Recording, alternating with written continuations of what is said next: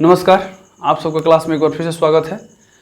पिछले कक्षा में हम लोगों ने बात किया था कि संसाधन जो है भारत संसाधन और उपयोग चैप्टर में हम लोग समझे थे कि संसाधन क्या है, संसाधन एवं उपयोग, है ना। तो इसमें हम लोगों ने समझा था कि संसाधन किसे कहते हैं, वो सारी वस्तुएं जो मनुष्य की आवश्यकता को पूरा करे तो उसको हम संसाधन कहते हैं। अब इसमें हमने आपको बताया था पिछले क्लास में कि संसाधन जो है उसी रूप में हम उपयोग नहीं कर पाते हैं जिस रूप में हमको प्रकृति देती है, उसके स्वरूप को बदलना पड़ता है। तो संसाधनों के स्वरूप को बदलने के लिए, स्वरूप को मतलब उसको उपयोग में लाने के लिए उसके स्वरूप को बदलना पड़ता है। और स्वरूप को बदलने के लिए क्या करना पड़ता है? स्वरूप के बदलने के लिए हमारे पास उसके लिए टेक्नोलॉजी चाहिए, प्रौद्योगिकी चाहिए, है ना, प्रौद्योगिकी, टेक्नोलॉजी चाहिए। और इस टेक्नोलॉजी के द्वारा ही जो संसाधन का जितना हम अच्छा उपयोग करना चाहें कर सकते हैं। अगर जिस समाज में टेक्नोलॉजी विकसित होती है उसमें संसाधनों का हम अत्यधिक उपयोग कर पाते हैं, उसका अत्यधिक हम दोहन कर पाते हैं। लेकिन अगर टेक्नोलॉजी हमारे पास विकसित नहीं है, और टेक्नोलॉजी का विकास किस चीज़ पर निर्भर करता है? मानव के विकास पर, मानव के विकास पर। जिस समाज में मानव का विकास बहुत ज़्यादा हुआ हो उस समाज में प्रौद्योगिकी भी अच्छी मात्रा में विकसित होती है, अच्छे तरीके से विकसित होती है। और मानव का विकास किस चीज़ पर डिपेंड करता है? तो वहाँ के शिक्षा व्यवस्था पर। यानी कि अगर कह सकते हैं कि शिक्षा ही मूलतः सभी संसाधनों का उपयोग करने के लिए हमको योग्य बनाती है। ठीक, अब इसमें हम आपको दो एग्जाम्पल्स पढ़े थे कि थोड़ा सा एक क्वेश्चन लिखिए कि संसाधन निर्माण में तकनीक की क्या भूमिका है। संसाधन निर्माण में तकनीक की क्या भूमिका है? अब इसके बारे में हम पिछले क्लास में डिस्कस किए हैं कि जैसे हम इसमें दो एग्जांपल्स दिए थे आपको। एक दिए थे अफ्रीका का, अफ्रीका महादेश का, जिसके पास बहुत सारा संसाधन है लेकिन वो उपयोग नहीं कर पा रहा है क्योंकि उनके पास टेक्नोलॉजी नहीं है, प्रौद्योगिकी नहीं है। और प्रौद्योगिकी क्यों नहीं है? क्योंकि वहाँ पे मानव का विकास बहुत कम हुआ है, वहाँ पे शिक्षा व्यवस्था, वहाँ पे जनजातीय समाज है। ठीक, और दूसरा एग्जाम्पल हम आपको दिए थे जापान का। ठीक है, तो जापान में क्या है कि जापान में संसाधन तो बहुत कम है लेकिन वहां पे मानव के विकास के कारण प्रौद्योगिकी इतनी विकसित मात्रा में है कि मानव ने किसी भी प्रकार से इस प्रकार से जो सीमित संसाधन है उसका उपयोग किया है कि देश उनका विकास के क्रम में आगे सबसे खड़ा है।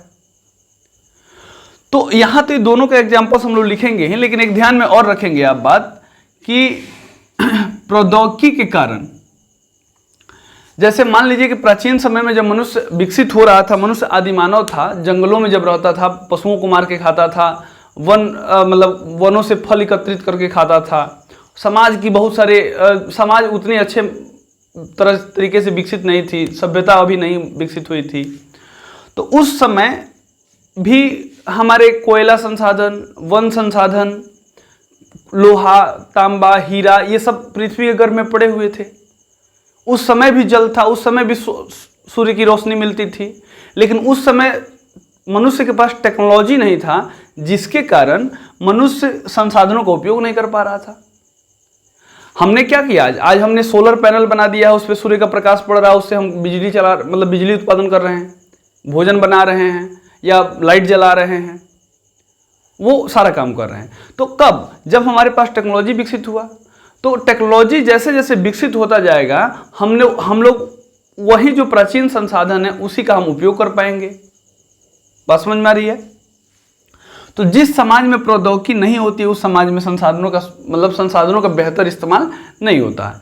तो क्वेश्चन है आपको, संसाधन के निर्माण में तकनीक की क्या भूमिका है? आप क्वेश्चन लिख लीजिए, संसाधन के निर्माण में तकनीक की क्या भूमिका है, और दे करके लिखिए, उसका आंसर लिखिए।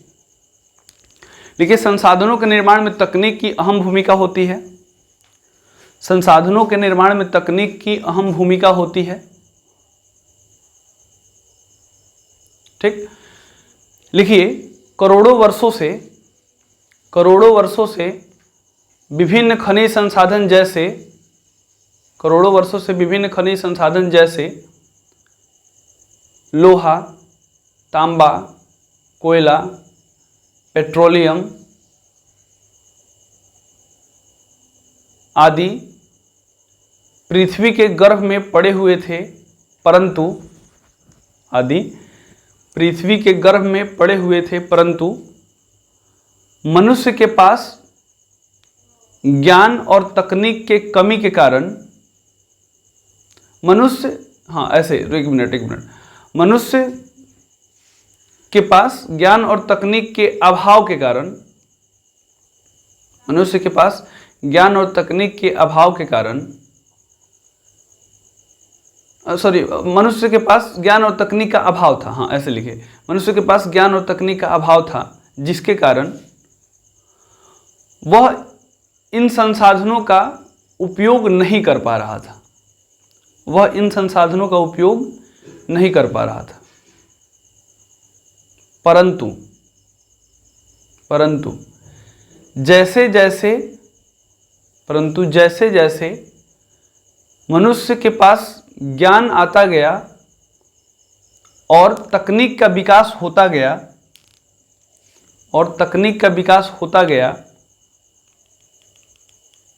परंतु जैसे जैसे मनुष्य के पास ज्ञान आता गया और तकनीक का विकास होता गया,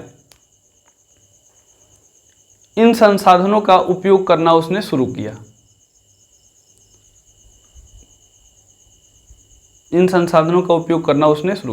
अब पैराग्राफ चेंज करके 2 एग्जांपल्स लिखने हैं, ठीक है। वर्तमान समय में अफ्रीका के पास बहुत सारे खनिज संसाधन हैं परंतु वहाँ प्रौद्योगिकी या तकनीक के विकास न होने के कारण, तकनीक का अत्यधिक विकास न होने के कारण, ठीक है, परंतु वहाँ तकनीक के अत्यधिक विकास न होने के कारण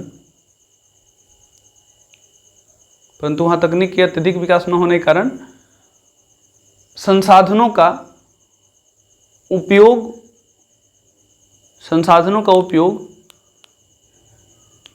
उचित मात्रा में नहीं हो रहा है।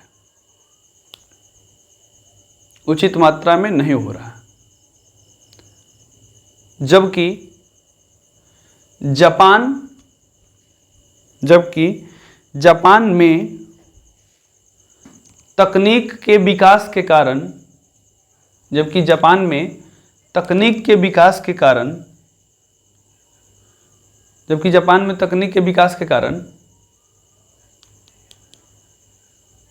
सीमित संसाधनों का उपयोग कर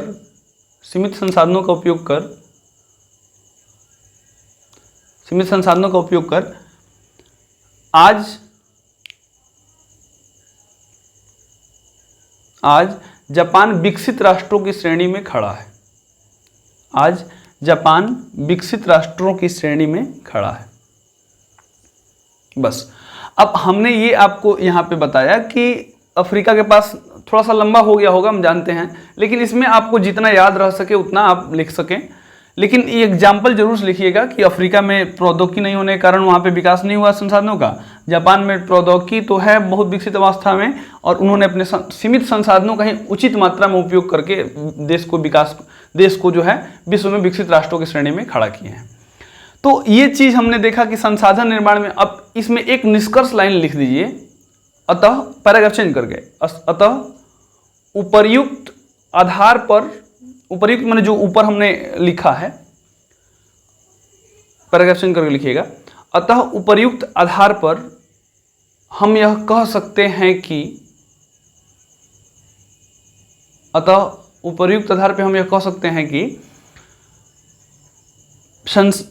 तकनीक के विकास के बिना संसाधनों के विकास की कल्पना नहीं की जा सकती। अतः उपयुक्त आधार पर हम कह सकते हैं कि तकनीक के विकास के बिना संसाधनों के विकास की कल्पना हम नहीं कर सकते या नहीं की जा सकती। ठीक है,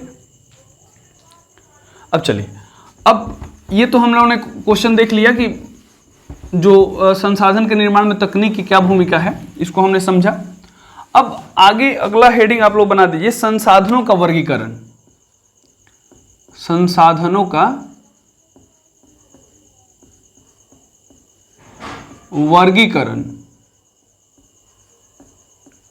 संसाधनों का वर्गीकरण। देखिए, वर्गीकरण का मतलब क्या होता है कि संसाधन को अलग अलग आधारों पे हम कितने भागों में बांटते हैं। ठीक है, तो संसाधन को हम मुख्यतः 4 आधारों पर बांटते हैं। संसाधनों को हम मुख्यतः 4 आधार पर बांटते हैं। पहला जो आधार है इसमें वो है उत्पत्ति के आधार पर, उत्पत्ति के आधार पर। ठीक है, उत्पत्ति के आधार पर पहला है। दूसरा है उपयोगिता के आधार पर, उपयोगिता के आधार पर।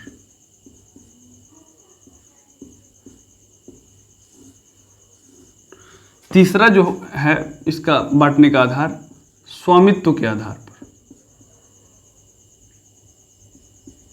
स्वामित्व के आधार पर। मतलब ये कि स्वामित्व के आधार पर संसाधन कितने प्रकार के होते हैं, उपयोगिता के आधार पर संसाधन कितने प्रकार के होते हैं, उत्पत्ति के आधार पर कितने प्रकार के होते हैं संसाधन, और चौथा है विकास, विकास के आधार पर।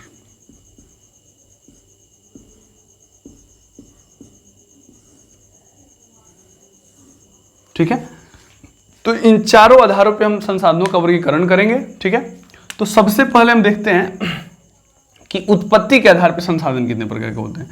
देखिए, कोई भी चीज जो है धरती पर या तो वो सजीव है नहीं तो वो निर्जीव है। ठीक है, उत्पत्ति मतलब पैदा होने के आधार पर। तो कोई भी जो संसाधन है इस धरती पर या तो सजीव है नहीं तो निर्जीव है। तो उत्पत्ति के आधार पर हम उसको 2 आधार मतलब 2 प्रकार के संसाधन रखते हैं। एक होता है जैव संसाधन, जैव संसाधन। ठीक है, और दूसरा होता है अजैव संसाधन, अजैव संसाधन।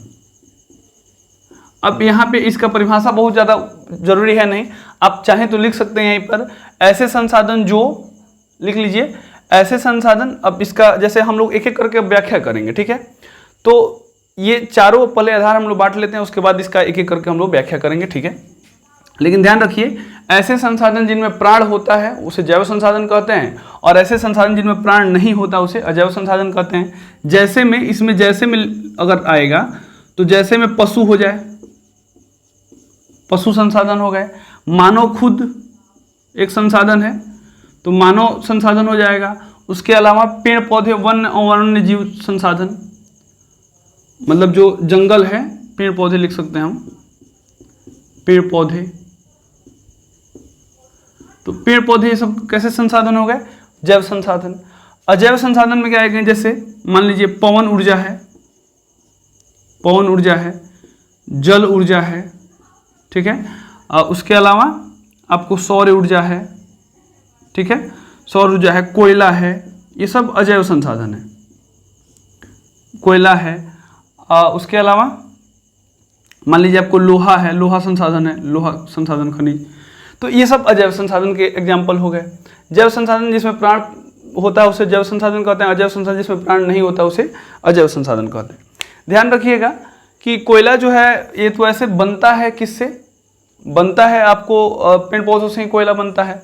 हम जानते हैं कि बहुत लंबे समय तक अगर पेड़ पौधे नीचे गहराई में अगर दब गए तो उससे जो निर्माण होता है वो कोयला बनता है। जो जितना गहराई में और जितना दबाव पे रहता है उसमें वो कोयला का प्रकार भी उतना ही अच्छा होता है, उसमें कार्बन की मात्रा भी उतनी ही अच्छी होती है। ठीक है, और आगे चलकर उस वही कोयला जो है अगर और अधिक लंबे समय तक दबा रह गया तो वही कोयला जो है किसमें बदल जाता है, हीरा में बदल जाता है। ठीक है, तो कोयला ही हीरा बनता है, इस बात का प्रमाण हमारे पास ये बहुत एग्जाम्पल्स मतलब ऐसे है। तो इसको थोड़ा सा मिटा रहा हूं मैं, थोड़ा सा उपयोगिता के आधार पर, उपयोगिता या देखिए इसको समाप्यता के आधार पर भी बोलते हैं। उपयोगिता कहिए या समाप्यता। समाप्यता मतलब एक बार हमने उपयोग किया वो समाप्त होगा कि नहीं होगा, ठीक। अब समाप्त होगा तो समाप्त होने के बाद फिर से हम उसको प्राप्त करते हैं, कर सकते हैं या नहीं कर सकते हैं। मतलब ये कि अगर हमने एक बार उपयोग किया, उपयोग करने के बाद अगर हम उसको फिर से प्राप्त कर सकते हैं तो उसको हम कहेंगे नवीकरणीय संसाधन। नवीकरणीय संसाधन, ठीक है। मतलब ये कि जैसे हमने जल ऊर्जा का उपयोग किया, तो जल ऊर्जा का उपयोग किया तो फिर से वो समाप्त होने के बाद फिर से हम जल प्राप्त कर सकते हैं कि नहीं। जैसे जंगल का हमने मतलब पेड़ पौधों का लकड़ी का इस्तेमाल किया, तो मान लीजिए हमने लकड़ी काटा या मतलब जंगल काटे, तो क्या फिर हम जंगल प्राप्त कर सकते हैं? फिर उतनी ही मात्रा में अगर पेड़ पौधे लगा दें तो ये नवीकरणीय संसाधन हो गया। मतलब ये कि उसको समाप्त होने के बाद फिर से हम उसको प्राप्त कर सकते हैं कि नहीं कर सकते। सौर ऊर्जा, जैसे मान लीजिए हमने छत पे एक सोलर पैनल बना लिया, उससे सौर ऊर्जा मिल रहा है, तो हमने उसका उपयोग किया, क्या फिर सौर ऊर्जा हमको नहीं मिलेगा? एक बार उपयोग होने के बाद खत्म हो गया वो? नहीं, फिर कल सुबह में सूर्य उगेगा, फिर हमको रोशनी मिलेगी, फिर हमको प्रकाश मिलेगा, तो उसे फिर हम बना सकते हैं, ठीक है। तो नवीकरणीय संसाधन का मतलब कि ऐसे संसाधन जिनका एक बार उपयोग करने के बाद उन्हें फिर से किसी भी विधि, भौतिक या आंतरिक विधि द्वारा या रासायनिक विधि द्वारा हम प्राप्त कर सकते हैं, उसको नवीकरणीय संसाधन कहते हैं। अब जैसे में आप एग्जाम्पल चाहें तो लिख सकते हैं पवन ऊर्जा, पवन ऊर्जा, जल ऊर्जा, सौर ऊर्जा, ये सब क्या हो गए? नवीकरणीय संसाधन हो गए। और नवीकरणीय संसाधन, नवीकरणीय और नवीकरणीय संसाधन क्या है? जैसे एक बार हम जिसे उपयोग करें और फिर से उसको प्राप्त न कर सकें, मतलब मनुष्य हम फिर से उसको बना नहीं सकता, उसको हम क्या बोलेंगे? अनवीकरणीय संसाधन। जैसे कोयला, कोयला हो गया, पेट्रोलियम पदार्थ हो गया, पेट्रोलियम। तो इसको लिखेंगे कैसे? ऐसे संसाधन जिन्हें हम एक बार उपयोग करने के बाद पुनः प्राप्त न कर सकें, उसे हम अनवीकरणीय संसाधन कहते हैं, ठीक है। तो नवीकरणीय संसाधन जिसको हम पुनः प्राप्त कर सकते हैं एक बार उपयोग होने के बाद, अनवीकरणीय संसाधन जिसे हम पुनः प्राप्त नहीं कर सकते हैं उसे अनवीकरणीय संसाधन कहते हैं। तो उपयोगिता के आधार पर नवीकरणीय, अनवीकरणीय, उत्पत्ति के आधार पर जैव और अजैव, ठीक है। अब आते हैं तीसरे आधार जो स्वामित्व के आधार पर है। स्वामित्व के आधार पर संसाधन मुख्यतः 4 प्रकार के होते हैं। एक होता है, देखिए, स्वामित्व मतलब मालिकाना हक, कि कौन मालिक है उस संसाधन का। जैसे मान लीजिए कि खेत है तो खेत का मालिक होता है, कि वो व्यक्तिगत है कि पूरे समुदाय का है। जैसे मंदिर हो गया तो मंदिर पूरे समुदाय का होता है। कब्रिस्तान हो गया पूरे समुदाय का होता है। नदी हो गया तो नदी पूरे देश का होता है।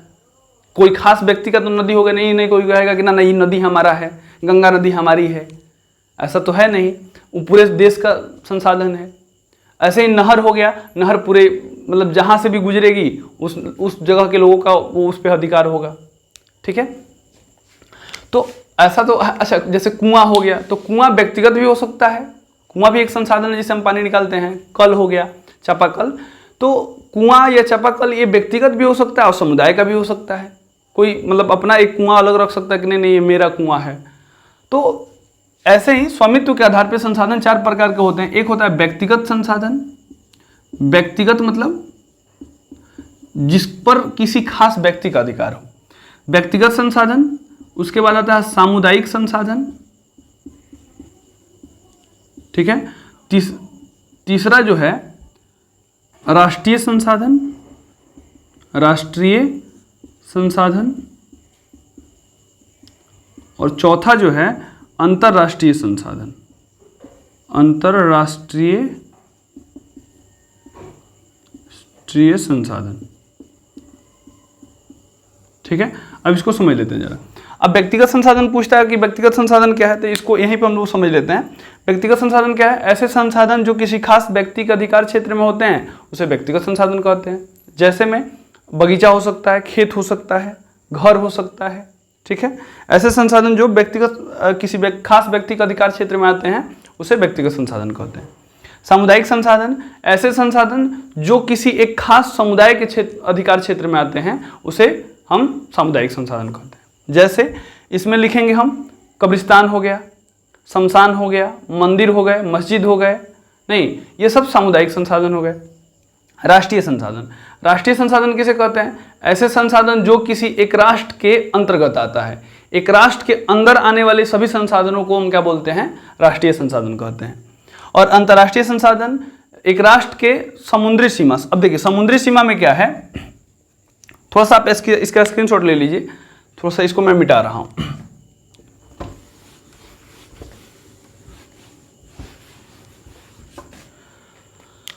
अब जैसे मान लीजिए ये भारत है, तो इसके लगभग 200 नॉटिकल मील, 200 नॉटिकल मील, नॉटिकल मील मतलब क्या होता है? समुद्री दूरी को हम लोग नॉटिकल मील में मापते हैं। तो 200 नॉटिकल मील तक के क्षेत्र को अपवर्जक आर्थिक क्षेत्र बोलते हैं। अपवर्जक आर्थिक क्षेत्र, ठीक है, अपवर्जक आर्थिक क्षेत्र कहते हैं। तो इस क्षेत्र के, अब देखिए, अब इस क्षेत्र में अगर अपवर्जक आर्थिक क्षेत्र का मतलब क्या है कि इस क्षेत्र में अगर कोई भी विदेशी जहाज या कोई भी जहाज समुद्री सीमा में अगर प्रवेश करना चाहता है इस सीमा के अंदर, तो उसको टैक्स देना पड़ेगा या परमिशन लेना होगा। ये भारत की मतलब सीमा मानी जाती है। लेकिन अब यहां 19.2 किलोमीटर, 19.2 किलोमीटर तक के जो एरिया में जो आता है अगर कोई संसाधन है, तो वो भारत का राष्ट्रीय संसाधन माना जाएगा। मतलब समुद्री सीमा के मतलब तट रेखा से 19.2 किलोमीटर तक का जो क्षेत्र है, उस एरिया में अगर इधर कोई संसाधन निकलता है तो उसको राष्ट्रीय संसाधन में गिना जाएगा। तो राष्ट्रीय संसाधन क्या कहते हैं? एक राष्ट्र की राजनीतिक सीमा के अंदर आने वाले सभी संसाधनों को हम क्या बोलते हैं? राष्ट्रीय संसाधन कहते हैं। और अंतर्राष्ट्रीय संसाधन किसे कहेंगे? जैसे इसके बाद, इसके मतलब 200 नॉटिकल मील के बाद जितना सारा बाकी खुला समुद्री क्षेत्र है उसमें अगर कोई संसाधन पाया जाता है, कोई द्वीप हो सकता है या कुछ भी, तो उस पर अंतर्राष्ट्रीय संस्थाएं निर्णय लेती है, उसको अंतर्राष्ट्रीय संसाधन हम लोग कहते हैं। ठीक है, इसके बाद आता है विकास के आधार पर। विकास के आधार पर भी संसाधन 4 प्रकार के होते हैं। एक होता है संभावी संसाधन, संभावी संसाधन, एक होता है संभावी संसाधन संचित कोष, संभावी संसाधन विकसित संसाधन, विकसित संसाधन, तीसरा होता है संचित कोष संसाधन, संचित कोष, संचित कोष संसाधन, और चौथा जो है वो होता है भंडार संसाधन, भंडार संसाधन। तो विकास के आधार पे इसको हम अगले क्लास में डिस्कस करेंगे, संभावी संसाधन क्या है, विकसित क्या है, संचित कोष क्या है और भंडार क्या है। तो हमने अभी देखा कि उत्पत्ति के आधार पे जैव और अजैव संसाधन हो गए, उपयोगिता के आधार पे नवीकरणीय और अनवीकरणीय हो गए, स्वामित्व के आधार पे व्यक्तिगत, सामुदायिक, राष्ट्रीय और अंतर्राष्ट्रीय संसाधन हो गए, और विकास के आधार पे संभावी संसाधन, विकसित संसाधन, संचित कोष और भंडार संसाधन। ये 4 प्रकार के संसाधन हो गए। तो हमने संसाधनों का आज वर्गीकरण किया। अगले क्लास में हम लोग इस पर डिस्कस करेंगे कि कौन संसाधन का परिभाषा क्या होगा। तब तक के लिए जय हिंद।